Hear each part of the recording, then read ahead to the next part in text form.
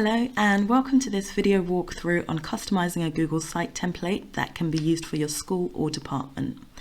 I'm also going to go through the basics of creating pages in Google Site and finally how to preview, share and publish your site. For this tutorial, I'm going to start at the Google homepage. To find Google Site, you'll need to click on the waffle line at the top and scroll down to Google Site in the app options. You can also search for Google Site in any web browser and it will take you to the Google Site homepage. By clicking on the template gallery, you'll see that Google Site has lots of options and templates that you can use to start off creating your own Google Site. You can also use these templates as inspiration to see what kind of sites can be created, but Google Site is incredibly versatile and you can create a site for pretty much any use in your department. In our next video, we're going to go through a couple of examples of how you can use Google Site in education. But for today, we're going to start off with a blank Google Site. So I'm going to click on blank. The page I'm now looking at is where you can edit and create your own Google Site. You have a view of what the web page will look like on the left, and on the right hand side you've got 3 tabs with options for editing your page, and at the top you've got settings and sharing and publishing options, and we'll go through all of these throughout. But the first thing I'm going to do is I'm going to change my theme. Just as a note, you can edit your theme at any point throughout creating your site, and changing the theme is not going to affect your layout or anything like that, as it sometimes does in Google Slides, for example. So this is something that you can do at any point during the process. But here we're going to do it at the start. As you can see, there's lots of built-in themes available, and you can also edit the font style and color for your theme. But for this site, I'm just going to choose Diplomat, and I'm going to leave it with the original font and color for this tutorial. Next, we're going to edit our site name, and we're going to call our Google Site here example. So I'm going to change the header on my homepage, and I'm also going to edit the name of the site here as well. If you hover over the site name, you can also add a logo, and this could be really useful if you want to create a template that's going to be used across the whole school or department. So you can add your school logo here. I've downloaded a logo that I'm going to be using, so I'm going to click on upload, and I can upload this from my computer. You can also add some alternative text, and this will show up if for some reason your logo isn't showing. Now next I'm going to add a favicon, and this is the little picture that will come up in the tab next to your site name, and I'm going to show you the other options for uploading pictures through this. You can find other options for uploading images by clicking on select. From here you can add images from your Google Drive. You can add images from a supported web page by pasting the URL, and a really useful option, you can also add images from Google Images.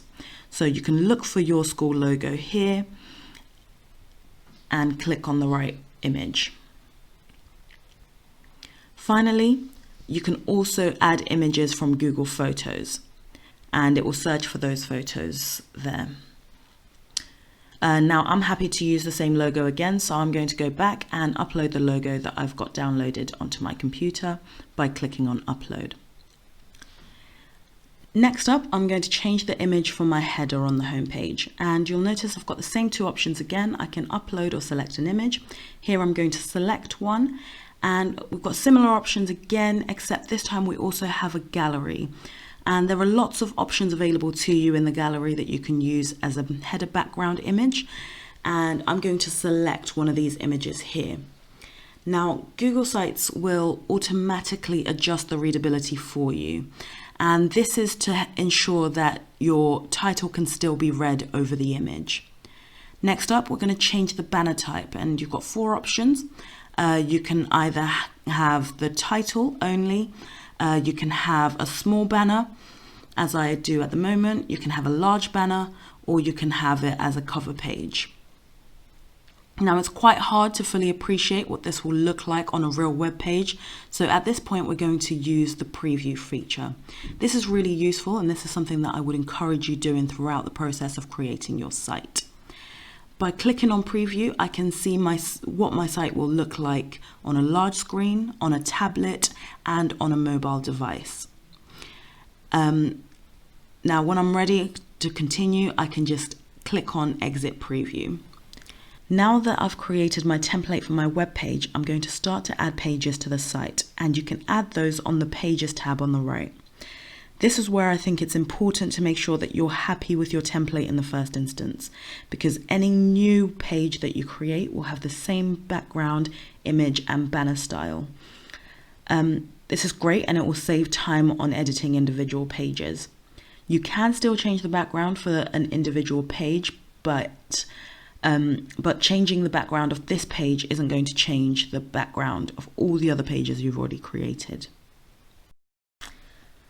The next thing we're going to customize is our navigation bar. To customize this, we're going to go to Settings and click on Navigations. Here you've got two options. You can either have your navigation bar across the top, or you can have it on the side. You can also change the color of the navigation bar, and it can be black, white, or transparent. This is just a matter of preference, so I would encourage you to open up the preview to just check which of these you prefer. You'll notice that when you create a new web page by clicking the plus button, that the name that you give to the page will automatically be placed into the header. Here I've decided that I want to edit a page that I've already created, and I want to call it page 1. If I edit the header, you'll see that that doesn't affect the title of the web page in the navigation bar. This can be useful because it means that if you want to have more information or have a longer title on the web page, you don't necessarily have to have the same in the navigation bar. However, here I do want to change the title on the navigation bar. So in order to do this, I need to hover over the page, click on the 3 dots and select Properties and change the name here. And this will now update the name on the navigation bar. You can also rearrange the order of your web pages by dragging and dropping the pages on the Pages tab. As well as pages, you can also add subpages, and this will generate a drop-down menu for that page in the navigation bar. You might find that as you're building your site that you're creating a lot of subpages, and the navigation bar can start to be a bit too busy. So I'm now going to show you how you can streamline your site by using buttons. While on page 1, I'm going to go to the Insert tab, and I'm going to scroll down and insert a button. I want to create a button that takes me to subpage 1, so I'll name it and choose subpage 1. Now I'm going to go back to the Pages tab, and I'm going to click on page 1. I'm going to hover over subpage 1 and click on the 3 dots. Here I have the option to hide a page from navigation, so I'm going to hide subpage 1 from navigation. You'll notice that the arrow on page 1 in the navigation bar has now disappeared. Now if I enter the preview, I can see the buttons in action. Subpage 1 is gone from the navigation bar, but if I go to the page and click on the button, that will now take me to subpage 1. The final thing we're going to customize for our site is the footer. Now this will appear at the bottom of every page or subpage that you create. You may want to inform people who they can contact if there's an error on the page. You may add a link to your school website, or you may choose to leave it blank.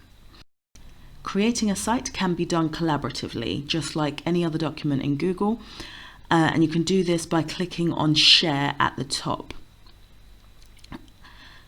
You can also make a copy of the site by clicking on the 3 dots and clicking on Duplicate Site. Depending on how complex your site is, this may take a few minutes. Finally, we can now publish the site, and you can edit the site address if you wish, and you can also manage the viewer settings in here. Now the site will go live, and anyone that you've allowed to view the site with a link can now view it. Now, because I'm an editor of this site, I have the option to edit the web page by clicking on the pen. So if you do notice an error on a page, or if someone sends you the page link and says that there's an error on it, you can quickly go back to that site page and edit it. Now, hopefully you found that useful, and in the next video, I will go through how you can use Google Sites to share resources with colleagues and students. Thank you so much for watching, and have a great day.